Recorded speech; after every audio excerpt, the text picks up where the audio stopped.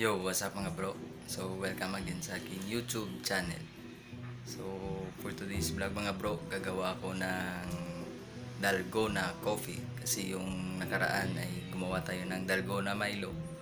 Ngayon, subukan naman natin gumawa ng Dalgona coffee. So, before tayo mag-start sa paggawa bro, nais kong batiin or i-shoutout si KENJIE, GARCIA, MEDIANA. So, hello bro.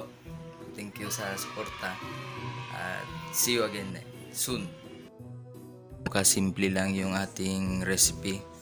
So, mag-prepare tayo ng 2 stick ng Nescafe or kahit anong coffee.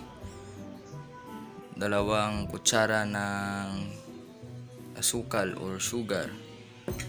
At 2 tablespoon also ng hot water. At mag-prepare din kayo mga bro ng gatas nyo. Kung wala kayong ibap, pwede rin kayong gumamit ng powdered milk. At syempre ito mga bro, yung whisk. So tara, simulan.